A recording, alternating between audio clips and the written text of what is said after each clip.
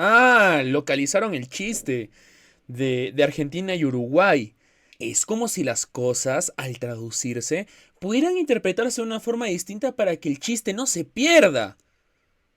¿Verdad, Toby?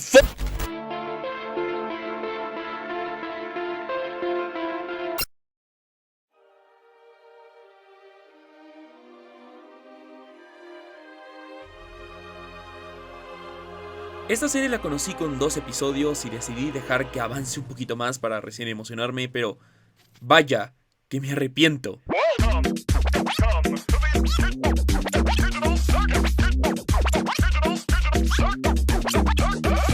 Esta serie realmente me ha sorprendido bastante, y después de un directo de 7 horas, viendo todo lo necesario hasta el estreno de la película, pues en el mismo directo me decidí realmente hacerle un video al respecto, porque este material realmente me ha dado una gran sorpresa y, sobre todo, en sus personajes, en esos sentimientos humanos que llegan a transmitir muchas veces, claro, pero especialmente en todo lo contrario. Ya con todos los episodios públicos y revisados por mi parte antes de la película, ha llegado a interesarme bastante lo que es el factor humano. Sin embargo, creo que este no podría servir sin su completo contraste. Y es una inteligencia artificial, que es tanto el creador de todo este mundo y realidad, como también el principal prisionero por defecto.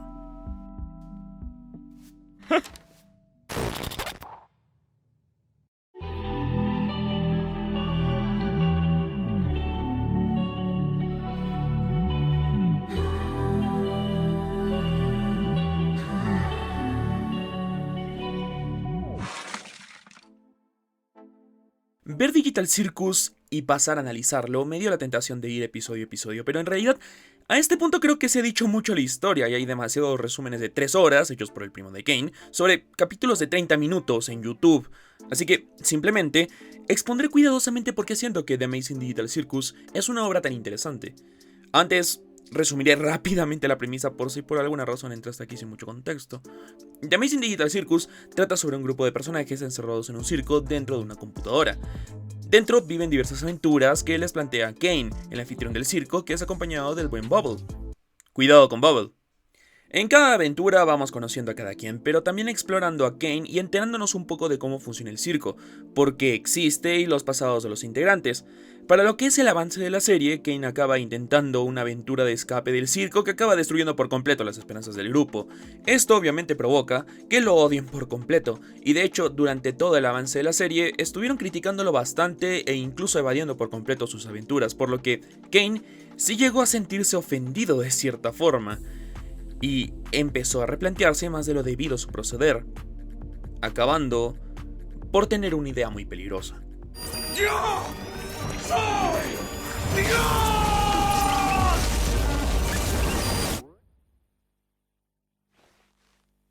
¡Es hora de empezar con este show! Kane se convierte en el torturador del grupo por buena cantidad de tiempo, hasta que, intentando detenerlo, Kinger termina borrándolo. No, esperen. Luego vino un brasileño, filtró la película, no tengo plata y me van a spoilear, Gooseworks se aburrió de tener que soportar lo absurdamente tóxico que es el fandom y estamos aquí. Esta historia, para mi suerte, la logré observar con una gran previa de 7 horas de directo antes de la película, por lo que no tuve que esperar demasiado para llegar a la plenitud del producto antes de su final, y eso me dejó ver puntos realmente muy interesantes de toda esta obra.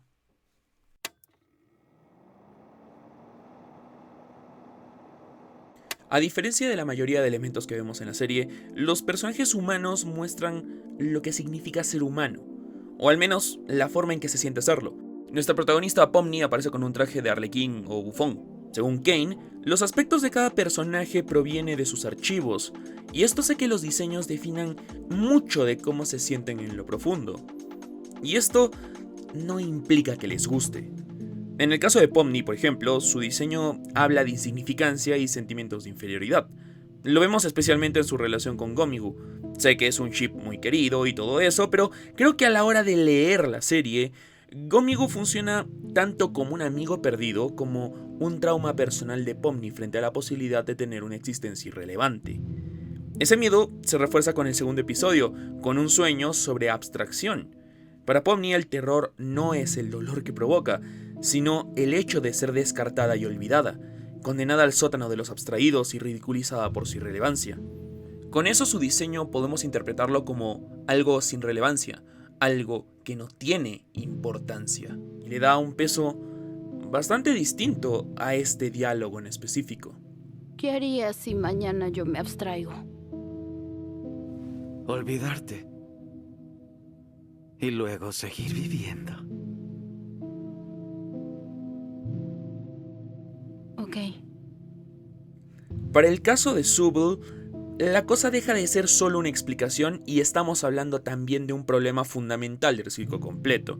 Su aspecto está construido de múltiples piezas y formas, tanto que incluso tiene una caja de recambios para cambiar libremente si no se siente a gusto. Pero el problema no es simplemente no encontrar la pieza correcta. Hay algo mucho más profundo ahí. Es por mí, ¿recuerdas? No me gusta cómo soy. Odio este cuerpo, odio estas estúpidas partes intercambiables. Solo quiero encontrarlas que se sientan bien. Es un punto más interesante para después, así que mejor lo retomo luego. Gangle, por su lado, representa bastante bien la idea de las caretas emocionales. La máscara de comedia y tragedia no es solo una referencia estética, es una representación muy literal de esconder los sentimientos reales detrás de una expresión artificial. En su vida real, Gangle estudiaba diseño gráfico y tenía sueños relacionados con esa pasión. Pero al final acabó como en los memes, en el McDonald's y destruyendo gran parte de sus expectativas para tener que abandonar el soñar por el sobrevivir.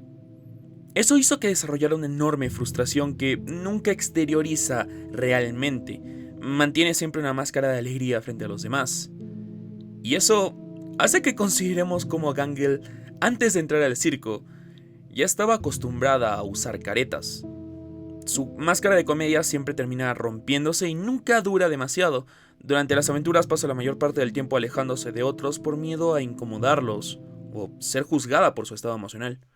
Y claro, tuvo un capítulo completo al respecto y que fue una proyectada muy brava de Gooseworks, pero también uno de los episodios más dolorosamente identificables de toda la serie. Especialmente por cómo conecta la máscara con la evaluación de desempeño y la necesidad constante de fingir estabilidad emocional para funcionar socialmente. Y comprender eso hace que este plano de Gangle quitándose la careta fuera del trabajo pegue como una patada en el pecho.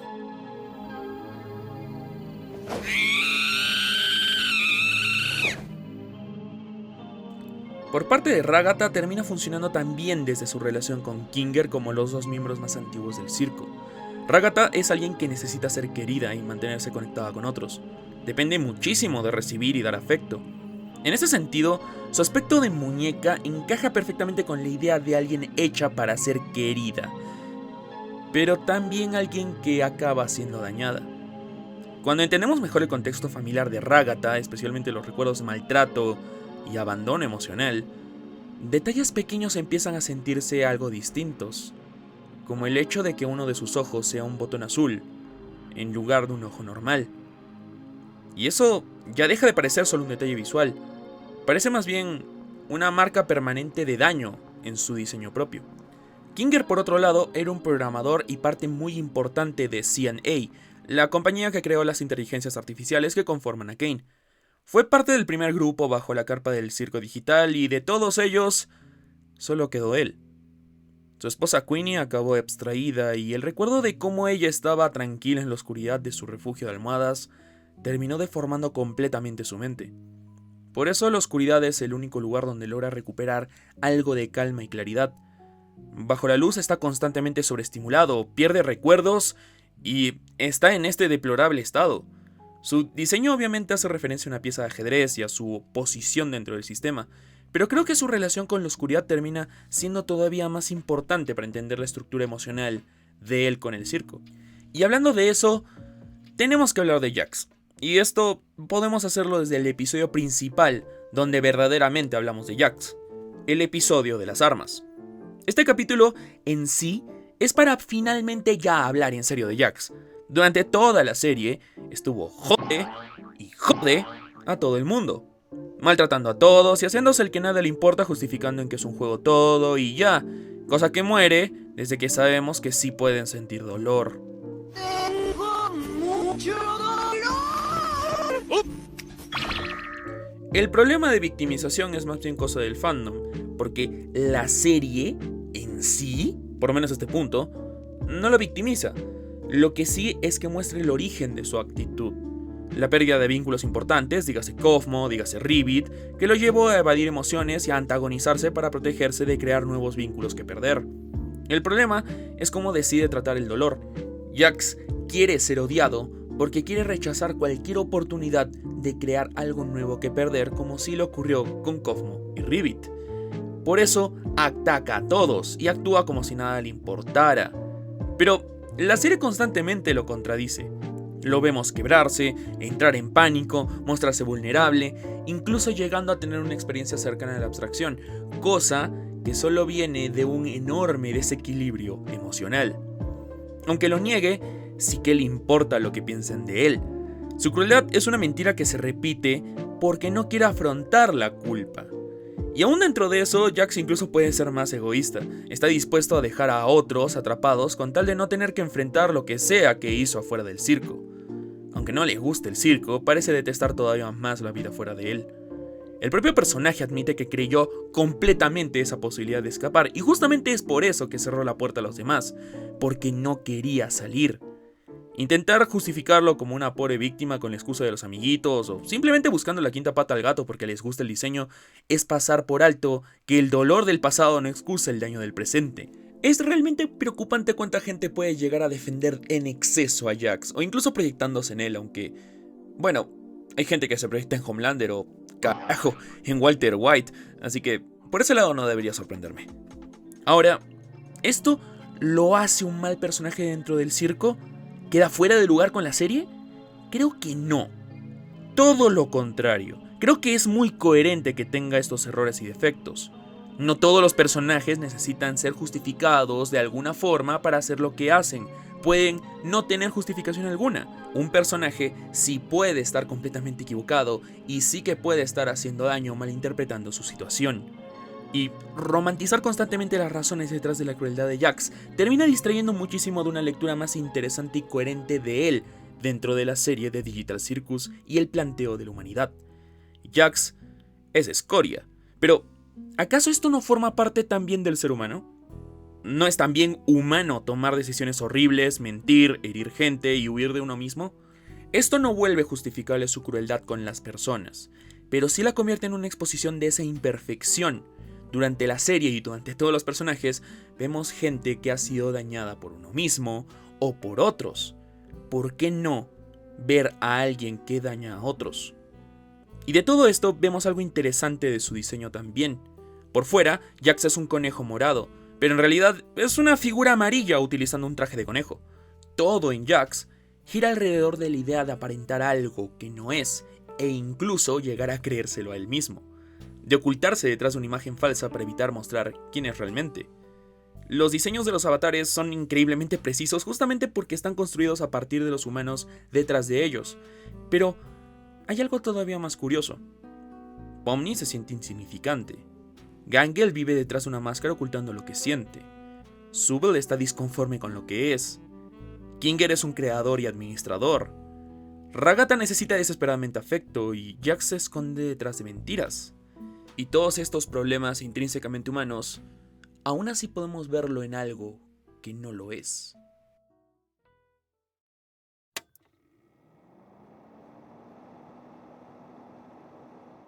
Kane es algo complicado y a la vez increíblemente simple. Fue creado por CNA, pero realmente nunca fue una creación intencional. Se podría decir que ni siquiera existía del todo hasta que la IA roja absorbió a la IA azul. Y nació Kane como una entidad completa. Sí, esta cosa es básicamente lo más cercano a su nacimiento.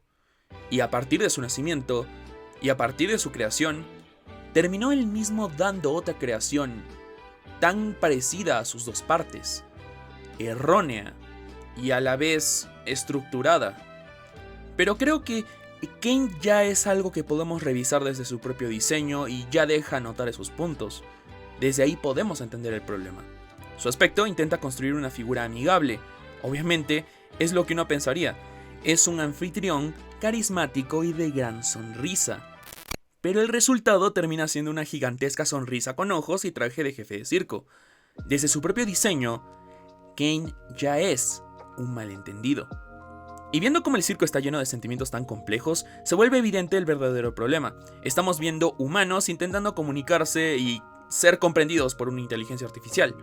Hay una referencia realmente muy interesante dentro de la serie que parece ser solo un chiste raro de Kane, pero realmente explica muchísimo de su personaje. El cuarto chino. Este experimento mental habla de un problema fundamental de las inteligencias artificiales. Una IA puede recibir información, responder correctamente y hasta parecer que entiende algo, sin realmente comprenderlo. Puede responder al dolor sin entender el sufrimiento, reconocer tristeza sin comprender la angustia. Puede reaccionar a una necesidad sin entender qué significa necesitar algo. Las inteligencias artificiales funcionan mediante procesos y órdenes. No sienten la magnitud emocional de aquello que procesan. Y creo que ahí está exactamente el problema de Kane. Subble intenta explicar un conflicto identitario complejo, una incomodidad constante con su propio aspecto. Pero Kane solo entiende el problema mecánico. No te gusta tu cuerpo, entonces cambia las piezas. Y técnicamente, esa sí es la solución al problema que recibió, pero no al problema que Subble intenta expresar. Y ahí empezamos a entender algo más importante sobre el circo como un entorno.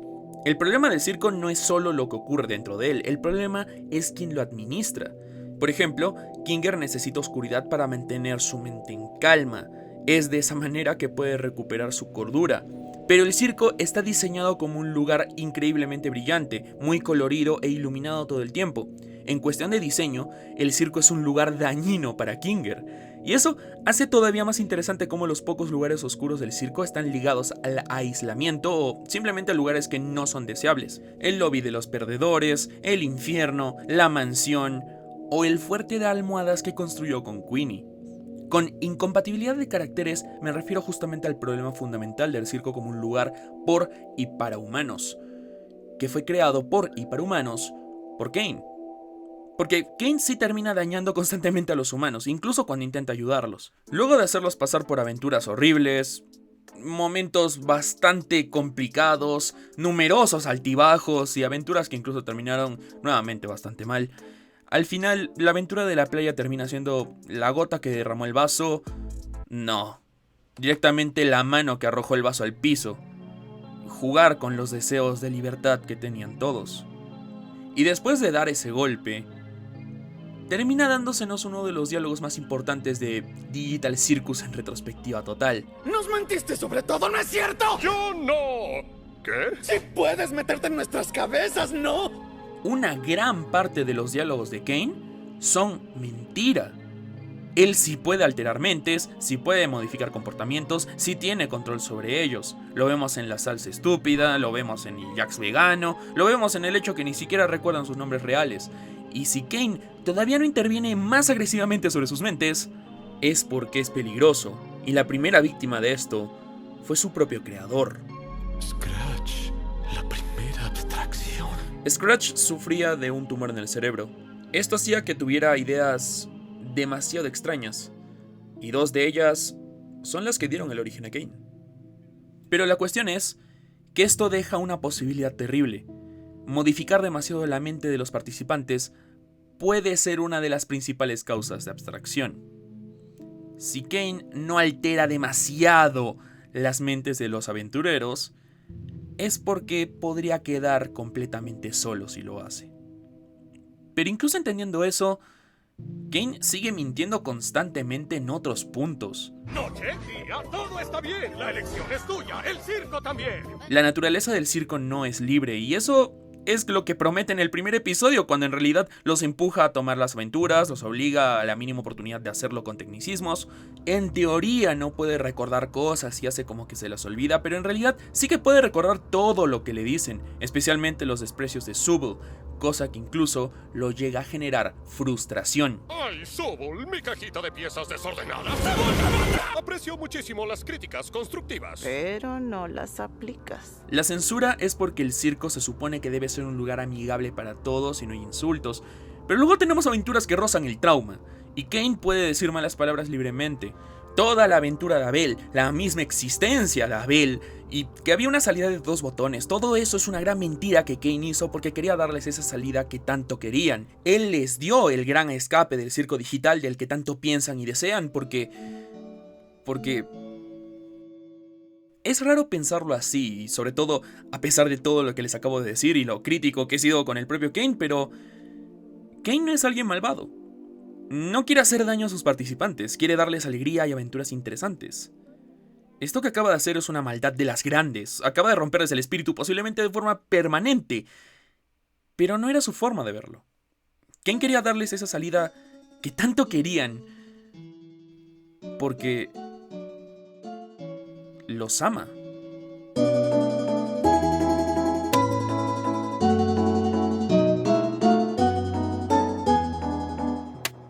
De forma muy sencilla, me parece que el asombroso circo digital es una enorme contraposición entre lo humano y lo mecánico, en un sentido más bien conceptual. Claro que la serie toma inspiración de muchísimas cosas, está el ADN de no tengo boca y te voy a gritar, pero por mucho, múltiples videojuegos, horror digital, experiencias personales de Gooseworks y muchas otras referencias más, pero aún dentro de todo, creo que la serie tiene una idea central muy clara y bastante trabajada desde inicio. Por ejemplo, está el teaser de Pomni con cuchillos, lo cual es parte directa de uno de los últimos capítulos. Esta historia sí que estaba pensada. Abel funcionando como un paralelo bíblico, cosa que sí se vio durante la serie en muchos puntos, la dualidad rojo y azul, la serie constantemente deja detalles pequeños que terminan adquiriendo otro significado conforme avanza. Diría que ese es uno de los puntos más fuertes de toda esta serie. Y sí, parece que estoy agradeciendo al agua porque moje, pero es bastante bueno ver series que están planeadas de este punto desde mucho antes. Cada revisualización hace que pequeños detalles adquieran ese peso nuevo. Pero justamente dentro de esas ideas hay algo que me parece todavía más interesante y es pensar en Kane como la suma de múltiples partes del ser humano sin nunca alcanzar la complejidad necesaria para realmente comprender lo que significa ser uno. Lo interesante de Kane no es simplemente que sea una inteligencia artificial. Yo creo que lo realmente interesante es que es una que parece querer ser humana. Y creerás que me estoy sacando esto de la manga, pero siento que toda la serie deja pequeños momentos donde Kane demuestra una necesidad extraña de sentirse más cercano a la humanidad que solamente entenderla, sino sentirla. Incluso cuando es incapaz de comprenderla realmente. Entiende conceptos básicos relacionados al afecto, el entretenimiento, la compañía, pero nunca puede procesarlo en toda su profundidad, y acaba creando una brecha mayor. Por una vía totalmente contraria, la serie nos presenta un penoso monólogo de Jax intentando justificar que daña y hiere a otros porque en este punto se volvieron arquetipos, que están lejos de ser personas reales y bla bla bla bla bla. Fuera de que todo esto es parte de esa faceta que les digo de él intentando mentirse incluso a sí mismo, me parece increíble que podamos ver de forma muy directa lo equivocado que está.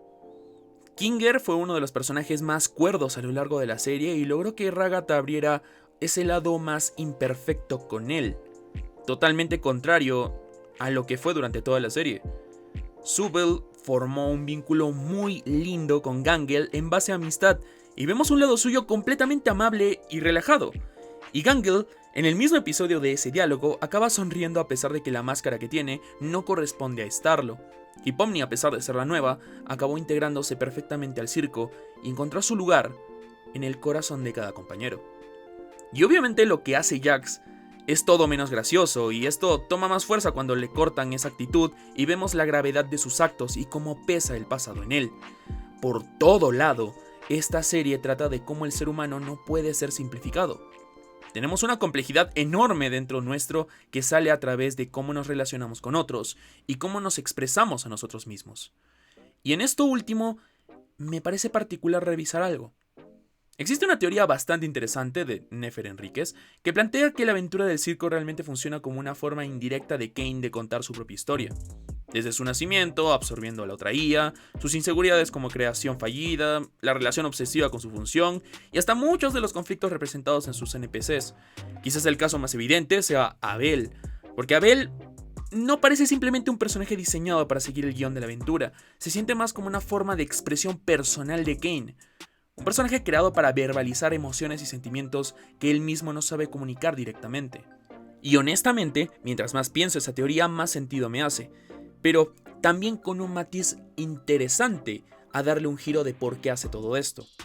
Las aventuras como tal no son simplemente contenido, y propiamente sí cuentan la historia de Kane, pero también es algo un poco más triste. Es un intento primitivo de expresión emocional. Kane no logra procesar sentimientos de la manera en que un humano lo haría, pero quizás sí lograr manifestarlos indirectamente a través de aquello para lo que él mismo se asignó la tarea: crear aventuras. Y creo que el paso del tiempo termina deformando todavía más ese problema. A lo largo de la serie, Kane constantemente busca aprobación, busca reconocimiento, busca señales de que está haciendo un buen trabajo, de que no es un error por completo. Y probablemente el momento más evidente de eso sea la votación del personaje favorito, donde no recibe ni un solo voto. Y eso pega raro, porque incluso siendo una IA, Kane sí parece capaz de sentir algo parecido a emociones. No es simplemente una máquina vacía, es una inteligencia artificial bastante compleja. CNA creaba inteligencias artificiales bastante avanzadas. Pero justamente ahí está lo trágico. Puede acercarse al sentimiento, sin realmente comprenderlo. Y por eso termina chocando contra algo que tanto humanos como inteligencias artificiales parecen compartir. Lo único que podemos realmente compartir: la insuficiencia. Kane sabe en algún nivel que no es suficiente. Y esto lo podemos ver a través de Bubble. Bubble no es totalmente explícito, pero creo que es bastante evidente que se trata de una manifestación de los pensamientos de la inteligencia artificial azul, o sea, una parte integral de la identidad de Kane. Esto es básicamente lo más similar a la introspección que puede llegar a tener Kane. Y considerando que él de por sí ya es parte de una falla, que todo el tiempo ha estado siendo cuestionado de realmente cumplir sus funciones, y en general no tener en ningún punto una señal positiva de lo que está haciendo, el resultado es que decide dejar de cuestionarse a sí mismo y ver el error en los otros, y simplemente ejercer lo único que sí tiene garantizado como creación: el poder de dirigirlo todo. ¿Y desde cuándo llevan ustedes la batuta? Les tengo una nueva aventura y ustedes deberían considerar participar en ella. ¿Y si nos negamos? Supongo que no me entendieron del todo. Por eso, el dueño del show funciona tan bien como una canción. Tiene toda la energía de un villano clásico de Disney, exagerado, muy teatral, pero debajo de toda esa espectacularidad hay algo trágico, humano, y a la vez totalmente lo contrario, artificial. Kane no se siente impresionante por ser malvado. Es impresionante porque tiene sentido que entre todos los errores terminara cometiendo este. Y esto sigue siendo interesante de ver con lo que ocurre después, y es tener un verdadero arranque de ira y atacarlos a todos de forma muy personal, precisamente utilizando las principales quejas que ellos daban hacia Kane. Y todo esto viene de lo bien trabajado que estaba Kane de inicio, en su tono. Eso es lo que hace que diálogos tan cortos después tengan tanta contundencia. ¿Dónde está King? Y ahí nuevamente volvemos al problema del cuarto chino. Por un lado quiere agradar a los humanos, pero por otro lado no logra comprenderlos. Por un lado tiene poder absoluto sobre ellos, pero usar demasiado de ese poder puede destruirlos. Por un lado quiere darles felicidad, pero termina causándoles daño. En todas partes, Kane está atrapado intentando responder correctamente a emociones que realmente no entiende. Pero tampoco es culpa de ellos no llegar a entenderlo al completo. Y es que, en retrospectiva, igual que Kane nunca logra comprender completamente a los humanos, ellos tampoco logran verlo realmente a él como alguien capaz de sentir algo como la impotencia. Pero De hecho, esto quizás es lo más cercano que sí podemos compartir humanos e inteligencias artificiales. Es insuficiencia. No ser suficientes para algo. A pesar de eso, las distancias con la inteligencia artificial las definen cosas más grandes, como la creatividad, la empatía y millones de cosas más, y ahí las diferencias son irreconciliables. Eso lo vemos al pasar de cada episodio, cómo la humanidad se sobrepone en cosas que no se pueden sintetizar.